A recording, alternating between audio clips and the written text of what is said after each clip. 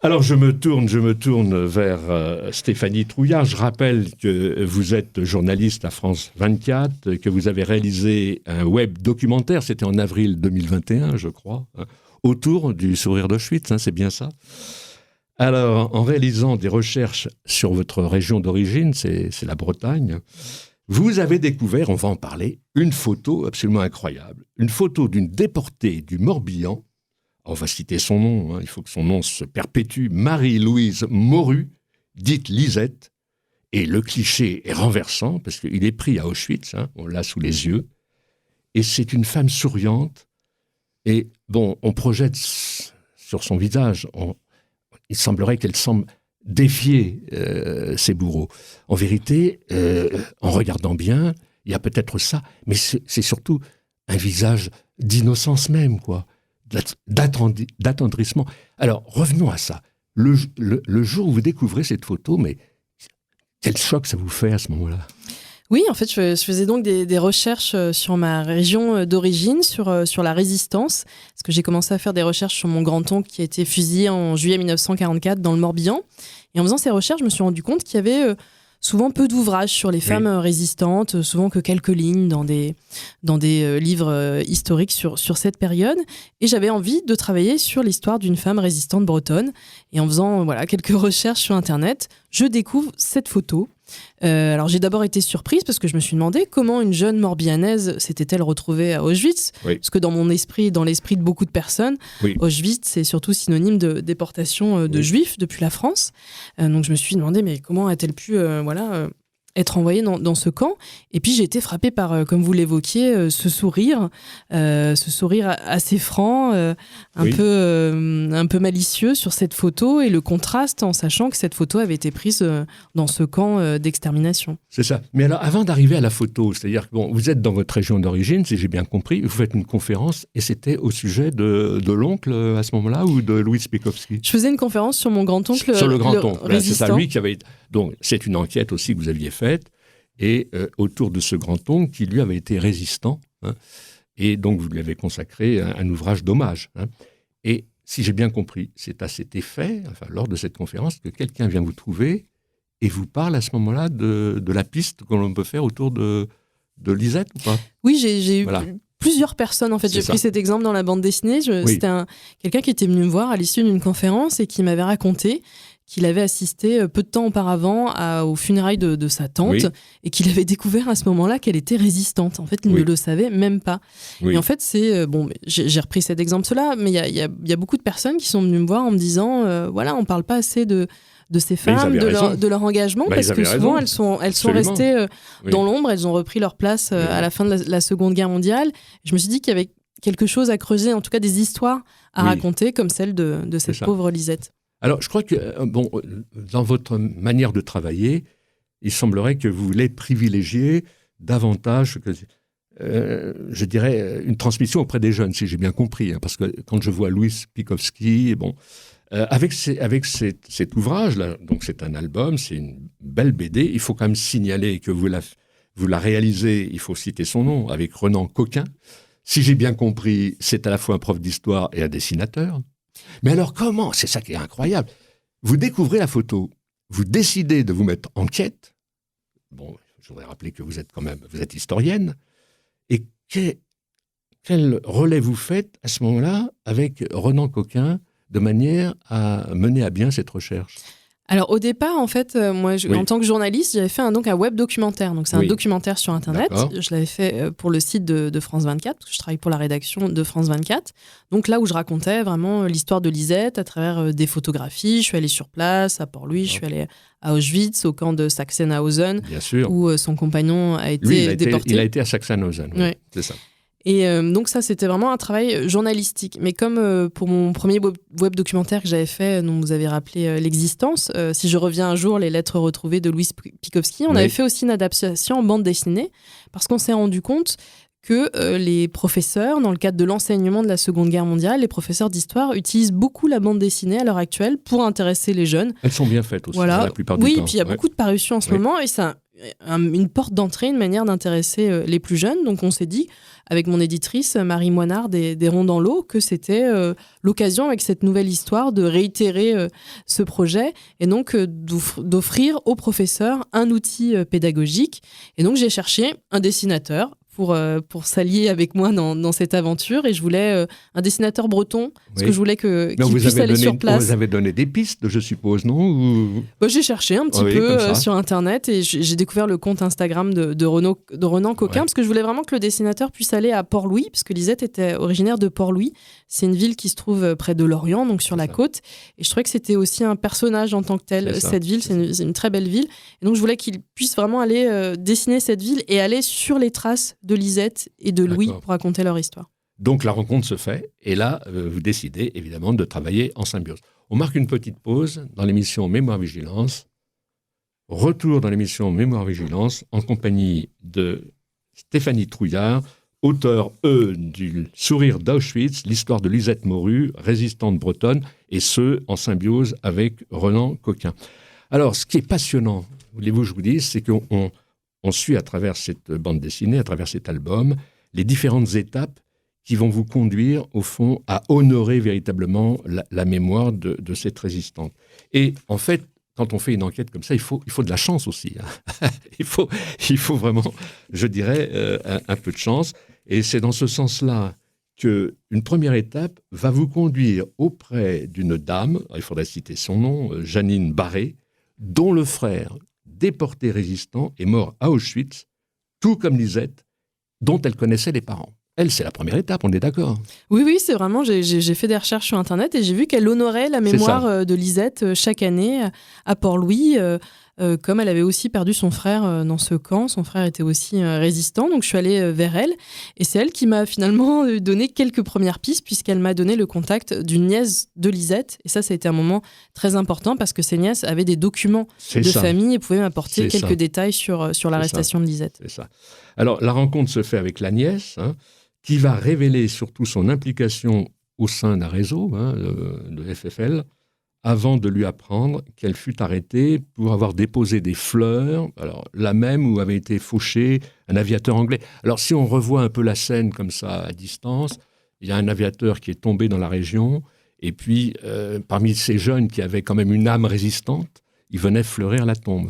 Oui, c'était un acte fort, en fait. Et c'était surtout interdit. On pouvait vraiment avoir des gros problèmes si on allait fleurir la tombe, parce que c'était un engagement patriotique. Stéphanie, je marque une petite parenthèse, simplement. Aujourd'hui, l'actualité nous rappelle que quand on va aussi fleurir, je dirais, l'endroit où se trouvait un opposant à quelqu'un que je ne désignerai pas aujourd'hui, eh bien, on risque beaucoup. Il faut le savoir. Bah oui, quand on voit les images de la tombe de Navalny, d'Alexeï Navalny, qui sont recouvertes aujourd'hui par ces bouquets de fleurs, il faut savoir que les Russes... On apprend qu'il y a des arrestations en masse. Oui. Voilà. Je referme la parenthèse. Donc, en fait, l'histoire, elle a comme ça des échos, des points de correspondance. Oui, alors donc, à ce moment-là, vous restituez l'histoire, et sur place, il y a des jeunes femmes qui ont l'air de fricoter avec l'occupant. C'était dans toutes les villes, si je peux dire. Il y avait des personnes qui côtoyaient les Allemands, qui travaillaient pour eux, ou qui avaient des relations amicales. Et Lisette et Louis, qui avaient décidé de s'engager contre l'occupant, ont décidé à ce moment-là de faire des listes de gens qui travaillaient pour les Allemands, dans l'idée de les garder à la libération et de savoir qui avait fait quoi et de châtier éventuellement des collaborateurs. Pour rendre hommage à son nom, il s'appelle Louis Séché. Donc on peut dire que c'est un ami à ce moment-là de Lisette. Et puis, ils sont, ils sont indignés de voir qu'en réalité, il peut y avoir des rapprochements intimes des filles de la région avec l'occupant. Et donc, ils pointent leur nom. Voilà, c'est ça, un petit acte de résistance, finalement, en faisant ces listes. Ils vont être dénoncés. Oui, ils vont être dénoncés par 2 femmes de la ville qui travaillent pour les Allemands. Et en fait, elles apprennent qu'ils ont établi cette liste et lors d'une conversation, elles travaillent pour les douaniers allemands. Leur conversation est entendue. Et donc, c'est là que les Allemands apprennent l'existence de cette liste. C'est pour ce simple fait, finalement, que Lisette et Louis sont arrêtés. C'est ça. Alors, question importante, c'est que vous allez à la source des archives. est-ce que, d'aventure, vous savez quels sont les noms de ces femmes qui ont dénoncé? Oui, parce qu'il y a un dossier judiciaire donc aux archives départementales d'Ille-et-Vilaine. Dans la BD, on me voit suivre, on me suit pas à pas à travers les différents centres d'archives. Donc c'est là que se trouve ce dossier judiciaire, parce que ces femmes ont été jugées et condamnées à la libération. Donc je possède... Quelle peine? Elles ont été condamnées à des peines de prison et à l'indignité nationale à ce moment-là. Donc elles ont perdu leurs droits civiques. Et donc je connais leurs noms, mais on ne les a pas mis dans la bande dessinée ni dans le web documentaire. C'est ça, c'est pour ça que je me permets de... Mais vous savez, c'est ça. Oui, on sait, mais en fait la nièce de Lisette m'avait demandé au départ des recherches de ne pas mettre leur nom, parce que ses parents estimaient qu'elles avaient payé. Donc elles avaient répondu devant la justice, elles avaient été condamnées, donc finalement ils les avaient pardonnées, donc elles ne voulaient pas que je mette leur nom, ce que j'ai respecté. Et je trouvais que ça n'apportait pas grand-chose, parce que c'est pas non plus à leurs descendants de porter le poids de cette histoire. Mais je pense que ça a laissé quand même des traces dans la ville.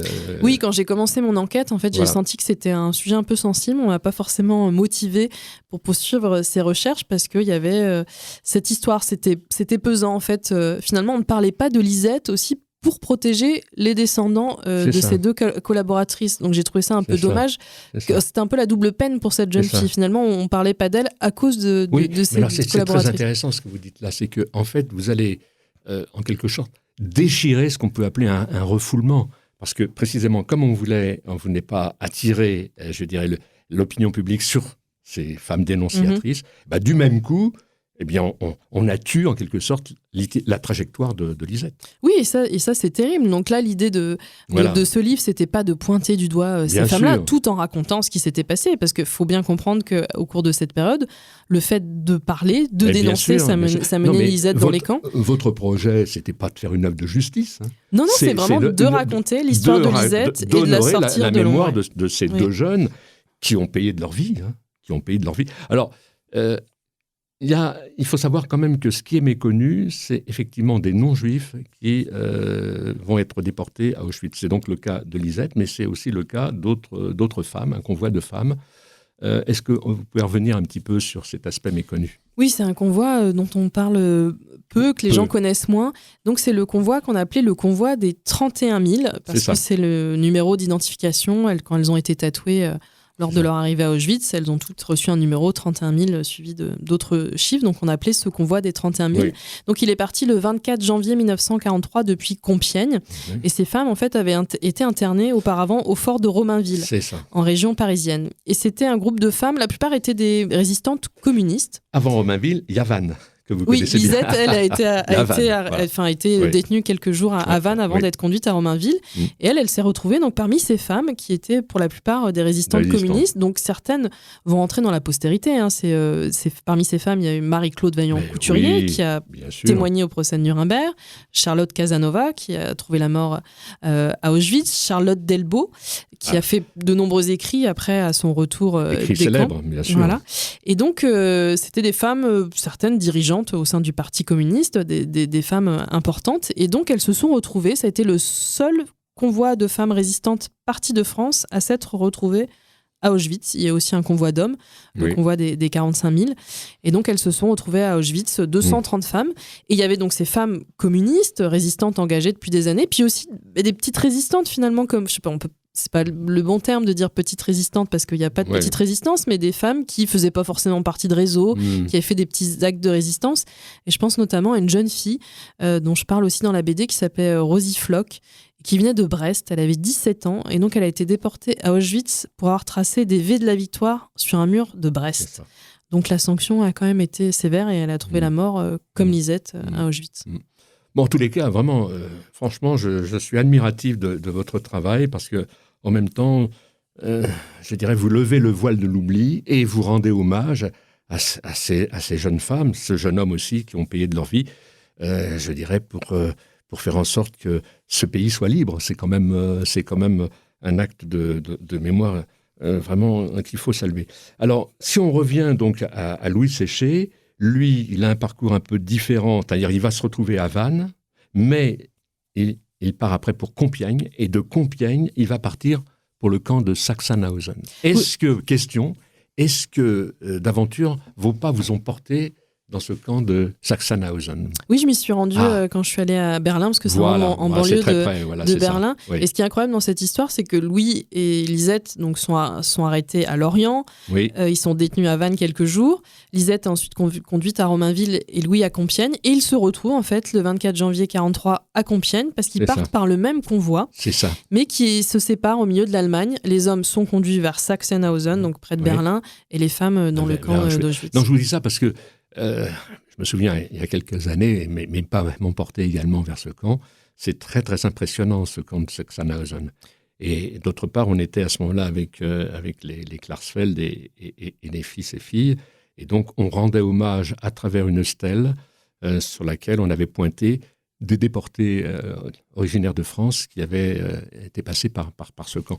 Et ce camp, il a quelque chose de glaçant, parce qu'en fait, il est organisé pour que, en fait, depuis la tour, chacun des déportés puisse être contrôlé, je dirais, d'une manière extrêmement précise. Je ne sais pas si vous avez eu la même impression. Oui, puis il y a encore beaucoup de choses à voir dans ce camp. Donc, quand on y rentre, on a vraiment l'impression d'être transporté dans ce passé. Et on oublie aussi...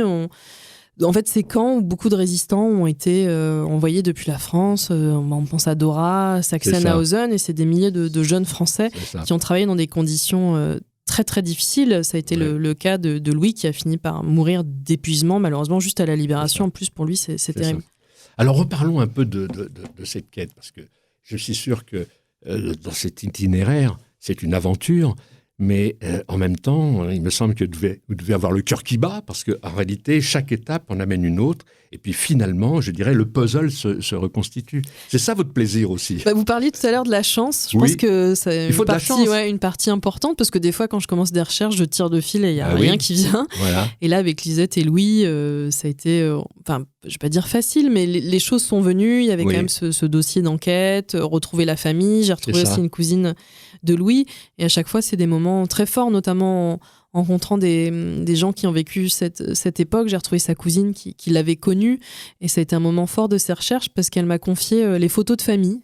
Elle m'a dit, après moi, il y aura personne d'autre qui va s'intéresser à ça. Voulez-vous que je vous dise, la réussite de cet album, c'est qu'en fait, on est en plein dans le concret aussi, à la fin. Puisque, en fait, vous disposez d'un album photo où on voit Lisette, on voit Louis, en communion, l'un et l'autre, du reste. Et puis, je dirais, ça permet d'avoir un visage réel. C'est quand même important pour le lecteur. Oui, d'incarner. Puis surtout, dans cette optique de transmission, c'est de montrer aux jeunes d'aujourd'hui que Lisette et Louis sont des personnes qui ont existé, qu'ils avaient quasiment leur âge. Moi, quand je vais dans des collèges, quand je vois des jeunes de 14-15 ans, Lisette avait 17 ans. Donc, c'est leur âge. Et de montrer vers quoi peut mener un engagement à cette époque-là, et que c'est important de rappeler ce qui s'est passé durant cette période et comment ils ont payé le prix fort, Lisette et Louis. Oui, vous parlez précisément des rencontres que vous pouvez faire, je dirais, avec cet ouvrage publié. Quelle réaction vous avez de la part, justement, et des enseignants et des jeunes qui, en fait, se procurent cet ouvrage et vous questionnent? Ils sont interpellés déjà par ce sourire aussi. Chacun a aussi sa petite interprétation, par le courage de Lisette, je pense, de cette jeune fille qui garde son humanité, même sur cette photo prise à Auschwitz. Et ils sont interpellés par sa jeunesse. Aussi, beaucoup de gens aussi sont un peu... surpris aussi par la délation, en fait, la dénonciation, comment Lisette et Louis finalement se sont retrouvés dans ces deux camps terribles, simplement parce que deux femmes ont parlé. Donc ça interroge aussi sur ce qui s'est passé à l'époque et sur ce qui pourrait se reproduire encore aujourd'hui. Comment on procède avant votre rencontre? Est-ce à dire, par exemple, que l'enseignant propose la lecture du sourire d'Auschwitz, et que vous avez une rencontre après qui, à ce moment-là, devient fructueuse, parce qu'en réalité, ils ont lu d'abord, et puis après, on peut faire un échange avec vous. Oui, exactement. C'est comme ça que ça en se plus, passe. Il y a les deux outils. Il y a à la fois le web documentaire, donc les élèves peuvent aller très bien, vous lire, pouvez le projeter, très bien. Ils peuvent aller sur Internet, sur le site de France 24, voir le web documentaire, et à la fois lire la BD. Et donc, le travail a souvent été fait en amont avec les enseignants. Et moi, quand je me rends auprès des élèves, je rentre un peu plus dans les détails sur mon enquête, comment j'ai procédé. Là, les élèves me posent des questions. Et souvent, ce qui est fait aussi, c'est que les élèves font aussi des fois des des travaux d'écriture, comme on avait pu le faire avec Louise Pikowski, comme elle avait fait des lettres. Donc les élèves écrivent des écrits, s'adressent aussi, peuvent s'adresser à Lisette ou à Louise. Et donc il y a tout un travail aussi souvent. C'est pas que les professeurs d'histoire, maintenant c'est souvent plusieurs professeurs qui se mettent à travailler ensemble, le professeur de lettres, même d'art plastique. En fait, c'est tout un travail commun, en fait. C'est ça. Non, c'est parce que en fait, le vecteur qui est choisi là avec cette bande dessinée, cet album, ça ne peut qu'intéresser les jeunes, parce qu'il faut le dire, on lit quand même, dans la jeunesse, on lit quand même peu. Je dis ça avec des pincettes, mais bon, moi-même enseignant, je vois avec mes étudiants qu'il y a une sorte d'inflation culturelle, j'ose le dire, c'est-à-dire que le rapport au livre, il est distancié. Or là, on est presque dans l'audiovisuel, quoi. Enfin, je veux dire, dans le visuel, quoi. C'est très porteur, ça. Porteur. Les retours que j'ai des enseignants, c'est que malheureusement, les élèves lisent moins. Voilà, c'est on est bien d'accord. Voilà. Donc, la bande dessinée, moi, j'estime que ça peut être une bonne porte d'entrée, une manière de les intéresser, mais c'est pas non plus que ça. En fait, je pense, par exemple, là, dans l'ouvrage, on a mis aussi certains extraits de Charlotte Delbo. Parce que j'espère que ça va inciter peut-être certains élèves plus tard à aussi aller vers les écrits de Charlotte Delbo. Donc c'est une porte d'entrée pour aller vers d'autres ouvrages, pas que de la bande dessinée, mais au moins une manière de capter leur attention. Oui, alors j'ose le dire, c'est un vecteur effectivement de mémoire, mais qui appelle aussi à une autre créativité, c'est-à-dire que en fait ça déborde largement l'album pour s'ouvrir à d'autres documents aussi, que ce soit la poésie avec Charlotte Delbo et peut-être en savoir plus sur, par exemple, vous avez parlé de Romainville. Romainville, on parlait de Drancy, mais Romainville, ça a été aussi un endroit, donc une prison, où beaucoup de déportés se sont retrouvés avant leur départ pour Auschwitz. Je voudrais simplement citer ce dont on parlait à cette antenne avant qu'on commence l'émission, c'est que le fameux David Rapoport, qui était donc le responsable de la rue Amelot, le 36 rue Amelot, eh bien, avant son départ pour Auschwitz, donc en octobre 1943, eh bien, il avait passé quelques semaines, par exemple, dans cette prison de Romainville, alors qu'il avait été arrêté le 1er juin 1943, et de juin à octobre, il est à Romainville. Donc, c'est quand même... C'est aussi... Une prison qui est un peu méconnue, d'une certaine manière. Oui, il y a ces lieux qui se trouvent en région. La plupart des gens connaissent Drancy, mais le fort de Romainville, quand j'en parle autour de moi, les gens connaissent peu. Et c'est un lieu de mémoire assez incroyable ici, parce qu'on a retrouvé aussi des graffitis. Mais bien sûr, sur les murs. Absolument, et les lieux sont toujours intacts. Mais, très chargés, bien sûr. Alors, il y a une question qui m'intéresse, parce qu'en réalité, c'est un travail symbiotique, c'est à deux. Il faut encore le citer, Renan Coquin, et puis vous. Comment, en réalité, vous arrivez à trouver le tempo, si je puis dire, entre votre narration à vous, et puis lui, il est obligé de suivre au fur et à mesure. Et là, il faut être très précis, il faut être concentré, de manière à ne pas avoir une déperdition du dessin non plus. Comment ça s'est passé ? Ça m'intéresse. Alors moi, je ne dessine absolument pas. J'ai aucun talent artistique. Mais je prends quand même un carnet de croquis au départ et j'imagine les cases, en fait, de manière assez précise. En fait, ce que je veux visuellement, peut-être que le fait aussi de faire de la télévision, de réaliser des documentaires, ça m'aide à aussi avoir des images dans l'esprit. Donc je note, en fait, chaque case, chaque planche, ce que j'imagine. Et après, je le remets...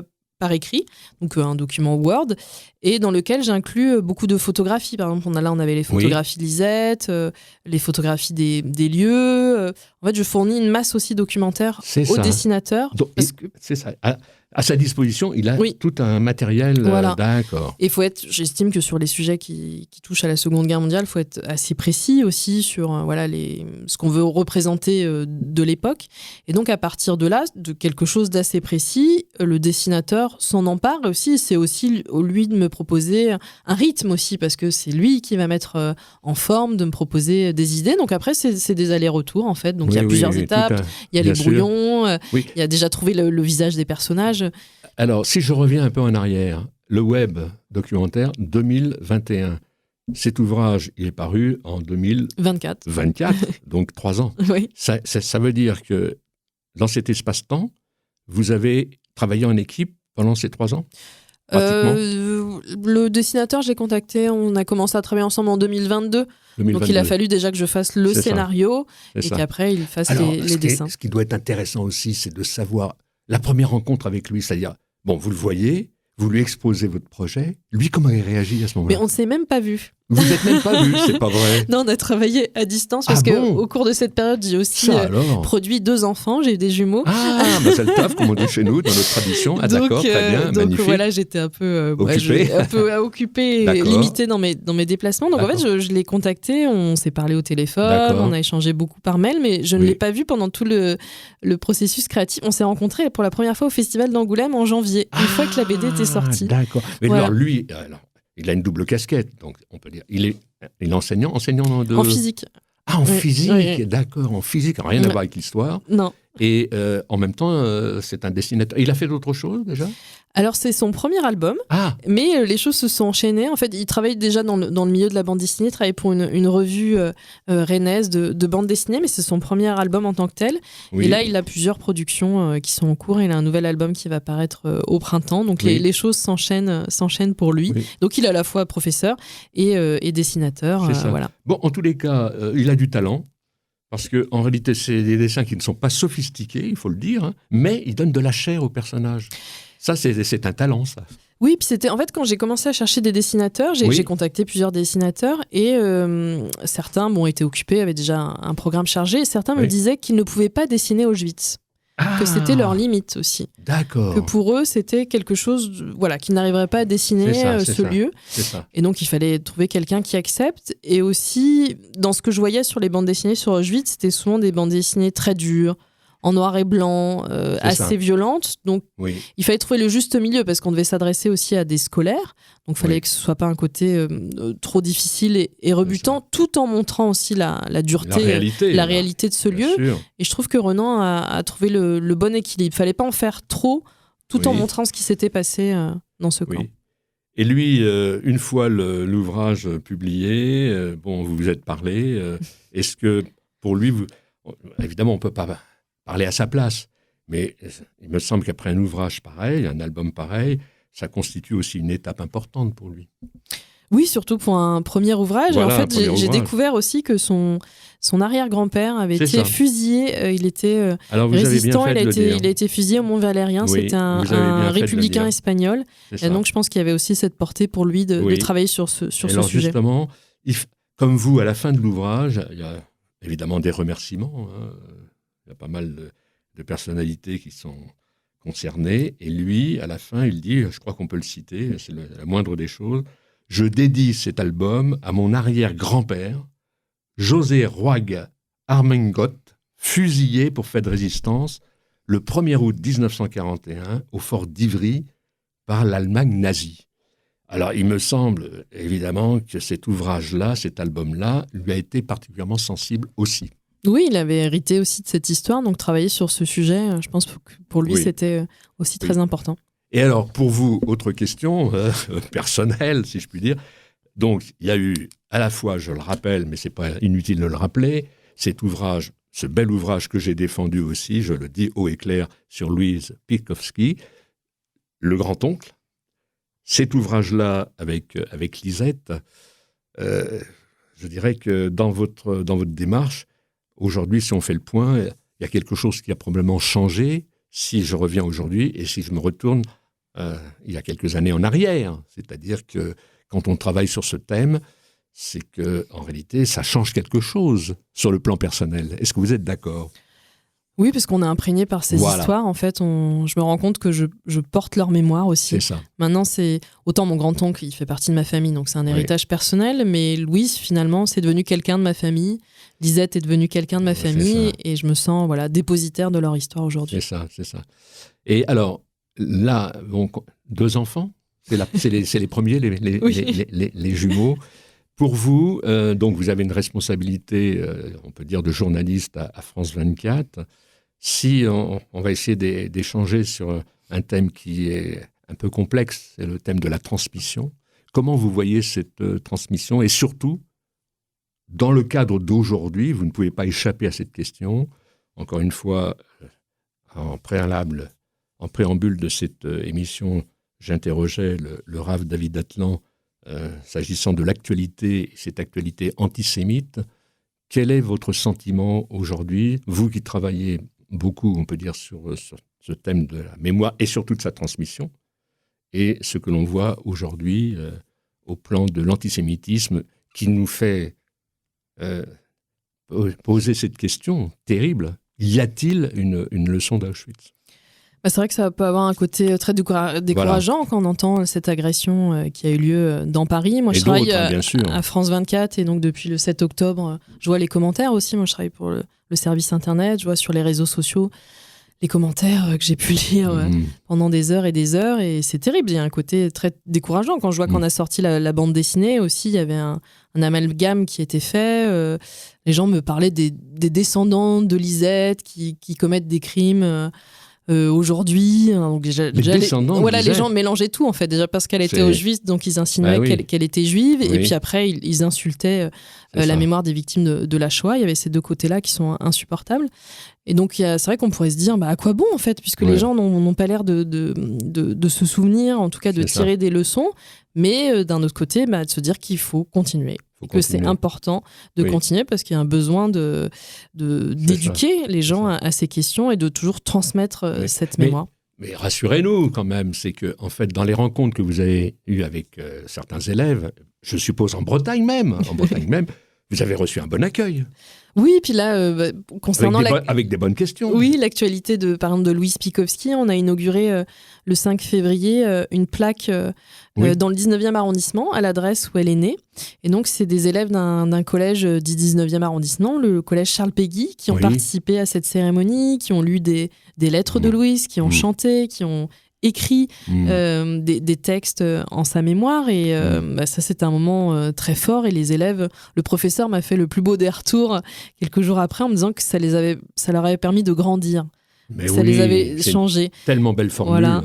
Donc ça, c'est le plus beau des retours. Oui, voilà, c'est des petites graines qui germent, c'est quelques classes par-ci par-là, mais c'est important. Oui.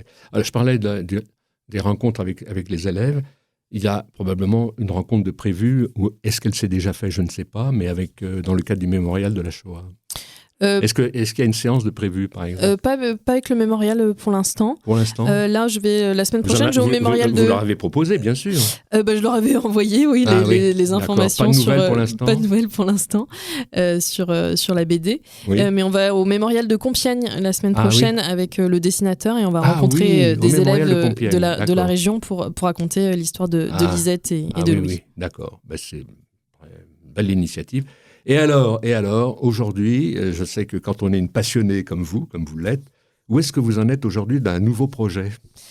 Parce qu'on se reverra très certainement.